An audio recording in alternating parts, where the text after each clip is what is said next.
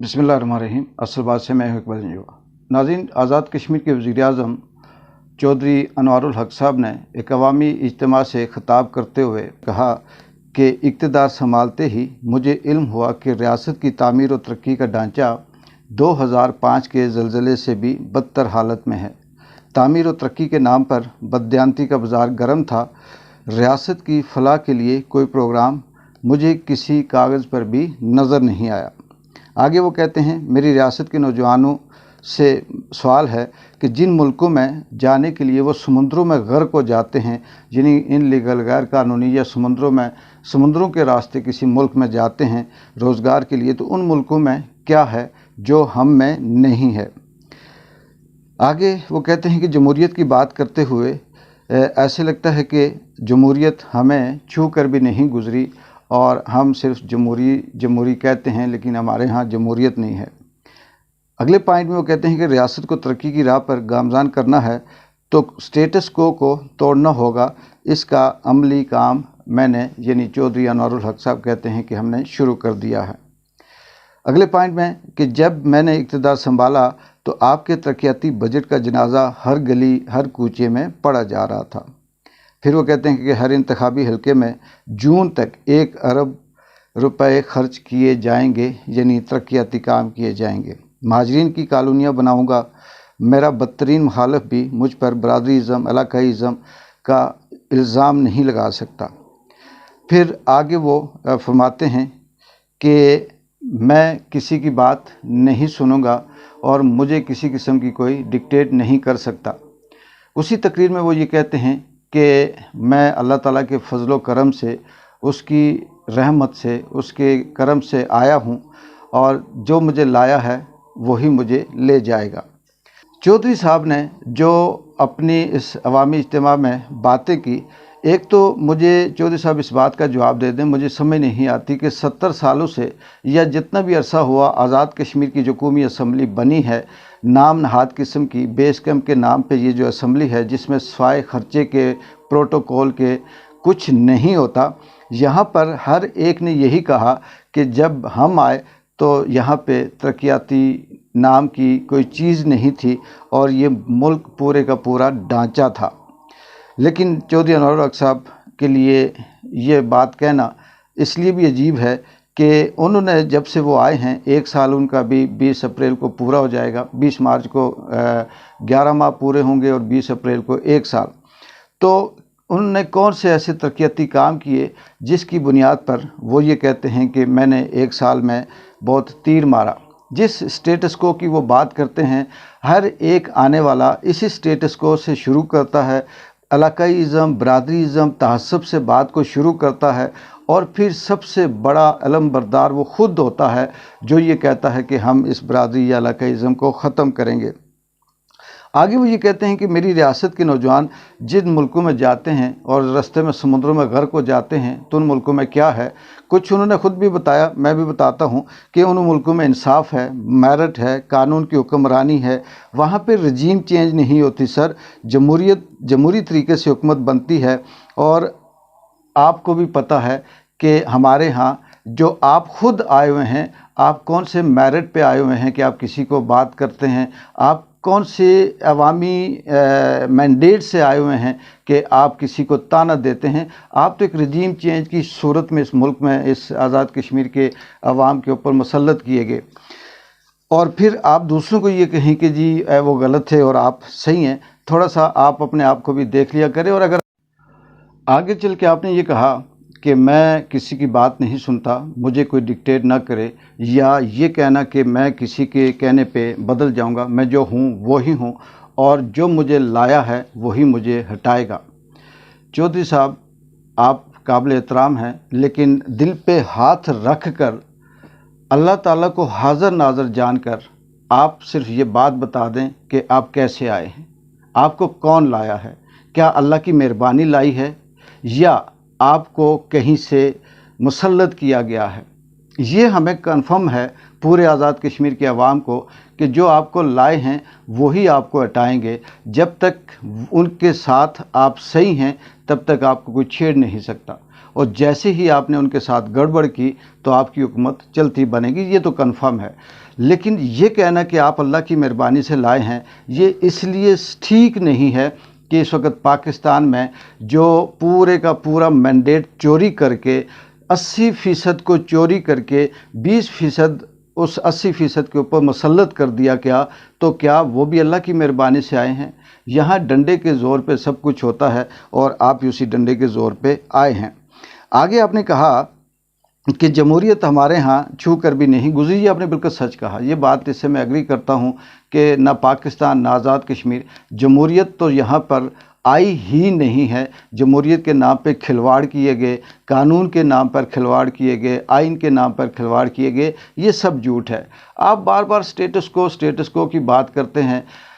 چودھری صاحب وزیر اعظم آزاد کشمیر انوار الحق صاحب کیا سٹیٹس کو کی بات کرتے ہیں؟ آپ اسی منزل کے مسافر ہیں، آپ اسی اسکول آف تھاٹ سے تعلق رکھتے ہیں جو سٹیٹس کو سے ہے، تو کس طرح سے آپ کہتے ہیں کہ آپ سٹیٹس کو ختم کریں گے؟ آپ سٹیٹس کو نہ ختم کریں، آپ رہنے دیں، آپ صرف آزاد کشمیر کی جو عوام ہے اس کو آٹا دے دیں۔ اس وقت آپ نے جو تعمیر و ترقی کے جتنے بڑے منصوبے کیے ہوئے ہیں یہ سارے واپس لے لیں، صرف آزاد کشمیر کی عوام کو آٹا، بجلی اور پانی، ان کی جو سہولیات زندگی ہیں، ادویات 1 نمبر، علاج کی، تھانہ کچہری میں انصاف، یہ دلوا دیں، آپ کی بہت مہربانی ہوگی۔ آپ مہاجروں کی کالونیاں بنائیں، آپ باقی جو آپ برادریزم بے شک کرتے رہیں، علاقائزم بے شک کرتے رہیں، یہ سارے کرتے رہے ہیں، آپ نے کر دیا تو کون سی کوئی نئی بات ہوگی؟ اور اس سے کوئی فرق نہیں پڑتا، جو آتا ہے وہ اپنی ہی سوچتا ہے اور اپنے گروپ کی ہی سوچتا ہے، یہ جو آپ کہتے ہیں یہ ماننے والی بات نہیں ہے۔ لیکن دوسری بات جو چودھری صاحب کی تقریر تھی اس کے اندر میں یہ کہوں گا کہ تکبر تھا، غرور تھا، اس کے اندر بدماشی تھی، اس کے اندر انہوں نے دھمکیاں دیں، یعنی کہ دھمکی تھی کہ کوئی یہ کہے کہ میں ایسے ان کی بات مان کر ہٹ جاؤں گا تو نہیں ہٹوں گا، اور یہ انہوں نے بتایا کہ آپ کسی کے محتاج نہیں ہیں، مجھے جو لائے ہیں وہی مجھے ہٹائے گا، یعنی آپ کا اشارہ تو دوسری طرف ہے، لیکن ایسا نہیں ہے۔ آپ صرف عوام کو آٹا دے دیں، عوام کو ادویات دے دیں، عوام کو تھانہ کچہری میں انصاف دلوا دیں، بجلی دلوا دیں، تعلیمی حالت جو ہے، جو نسل برباد ہو رہی ہے اس خطے کی، آپ اس کو ٹھیک کر دیں، پٹواری کے ظلم سے عام آدمی کو بچا دیں۔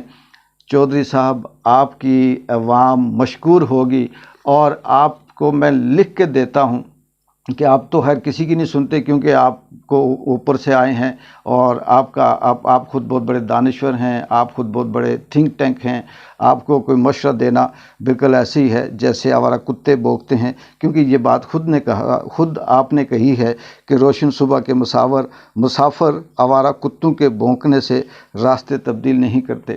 چودھری صاحب ایک طرف آپ یہ کہتے ہیں کہ ریاست کے ہر شہری کا یہ حق ہے کہ وہ اپنے وزیر سے پوچھے، ریاست کے ہر شہری کا یہ حق ہے کیونکہ آپ سب ان کے ٹیکسوں سے ان کی سیلری آتی ہے، ٹیکسوں سے ان کی عیاشیاں ہوتی ہیں، تو وہ یہ پوچھنے کا حق رکھتا ہے۔ لیکن جب کوئی ریاست کا شہری پوچھتا ہے تو آپ اسے آوارہ کتے سے تشبیہ دیتے ہیں، تو ایسے تو یہ تو بہت بڑا آپ کہہ سکتے ہیں کہ تضاد ہے کہ ایک طرف آپ یہ کہیں کہ میں اختیار دیتا ہوں فریڈم آف سپیچ کا، اور دوسری طرف جب کوئی بات کرے تو آپ اسے آوارہ کتا کہہ دیں۔ لیکن چلیں خیر، آپ بادشاہ ہیں، آپ کہہ سکتے ہیں، آپ کے ہمارے کہنے سے کوئی فرق نہیں پڑتا، لیکن آپ سارے منصوبے واپس لے لیں، آپ سٹیٹس کو چھوڑ دیں، آپ یہ جو باقی جو کہتے ہیں کہ برادریزم، تعصب، علاقائزم، یہ بھی آپ کرتے رہیں، صرف اور صرف عوام کو اس آٹے کی لائن سے بچا دیں۔ جو آپ اگر دیکھ لیں کہ جب آٹا آتا ہے کسی بازار میں، کسی ڈیلر کے پاس، عوام پاگل کتوں کی طرح وہاں پہ پڑی ہوتی ہے، رش لگا ہوتا ہے، وہ آپ کو نظر نہیں آتا۔ بجلی جاتی ہے وہ آپ کو نظر نہیں آتا، بجلی مہنگی ہے وہ آپ کو نظر نہیں آتا، ادویات جعلی ملتی ہیں وہ آپ کو نظر نہیں آتا، صحت کی سہولت ناقص ترین ہے پورے آزاد کشمیر میں، وہ آپ کو نظر نہیں آتا، تعلیمی میدان میں آپ دیکھیں تو نسل برباد ہو رہی ہے وہ آپ کو نظر نہیں آتا، یہاں پر تھانہ کچہری میں کس طرح سے ناانصافی ہو رہی ہے، FIR نہیں کرتی لوگوں کی، جھوٹے کیس لوگوں کے اوپر بنائے جاتے وہ آپ کو نظر نہیں آتا، पटवारी किस तरह से आम आदमी को लूट रहा है, छिल रहा है, उन्हें मजबूर और बेबस करके उनकी मजबूरियों से फ़ायदा उठा रहा है, वो आपको नज़र नहीं आता। यहाँ पे आम आदमी का डेथ सर्टिफिकेट नहीं बनता, वो आपको नज़र नहीं आता। यहाँ पे आम आदमी के बच्चों की बर्थ सर्टिफिकेट नहीं बनता, वो आपको नज़र नहीं आता।